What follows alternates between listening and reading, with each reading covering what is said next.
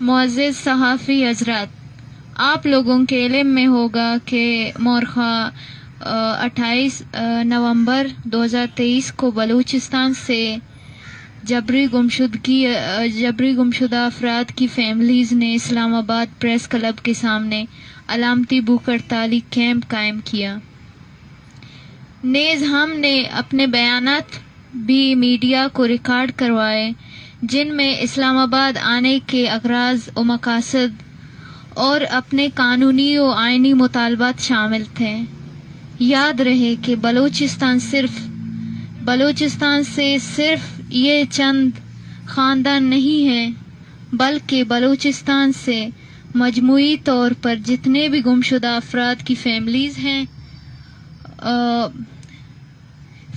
ہیں، ان سب کی نمائندہ کرتے ہوئے یہ فیملیز یہاں تک پہنچے ہیں۔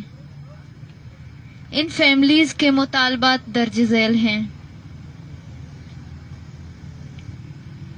راشد حسین، پہلا مطالبہ یہ ہے کہ راشد حسین سمیت دیگر تمام لاپتہ افراد کو فی بازیاب کیا جائے،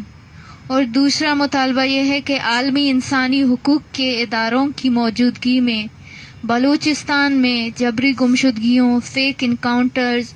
اور انسانی حقوق کی پامالیوں کی مکمل خاتمہ چاہتے ہیں۔ اور تیسرا مطالبہ یہ ہے کہ انسانی حقوق کی تنظیمیں بلوچستان میں ہونے والے سابقہ اور حالیہ تمام جبری گمشدگیوں کے کیسز کی غیر جانبدارانہ تحقیقات کرائیں۔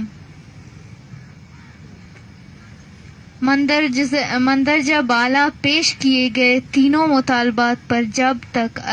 عمل درآمد نہیں ہوگا، تب تک یہ فیملیز اسلام آباد پریس کلب کے سامنے بیٹھی رہیں گی۔ معزز صحافی حضرات، آپ سب کو یہ بتانا لازمی ہے کہ بلوچستان اس وقت ایک جنگ زدہ خطہ ہے، اور بلوچ قوم کو ایک ایسی جنگ کا سامنا ہے کہ جہاں دشمن ریاست تمام اخلاقی حدیں پار کر چکا ہے۔ اس وقت بلوچستان میں کوئی ایسا علاقہ، ایسا خاندان اور گھر نہیں ہے کہ جو ریاستی ظلم سے سالم رہ گیا ہو۔ ہر گھر کی دوسرے گھر سے مختلف اور درد بھری کہانی ہے۔ روزانہ کی بنیاد پر لوگ جبراً لاپتہ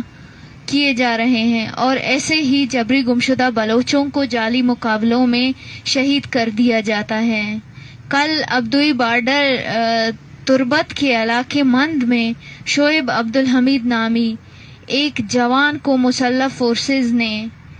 اس وقت شہید کیا جب وہ اپنی گاڑی میں موجود تھا۔ دیگر اطلاعات کے مطابق پچھلے چند دنوں سے 10 افراد صرف فیک انکاؤنٹر کا شکار بنے ہیں، اور انہی افراد میں سے ایک بالاچ مولا بخش نامی نوجوان تھا، جس کا ٹرائل تربت سیشن کورٹ میں چل رہا تھا، اور عدالتی حکم کے مطابق 10 دنوں کے ریمانڈ پر پولیس کے حوالے کیا تھا، لیکن سی ٹی ڈی نامی جنایت کار ادارے نے اس نوجوان کو بے دردی سے شہید کیا، اور بعد میں اس پر دہشت گرد ہونے کے بے بنیاد اور جھوٹا الزام لگایا۔ بالاچ بلوچ کے لواحقین پچھلے 10 دنوں سے تربت کے شہر شہید فدا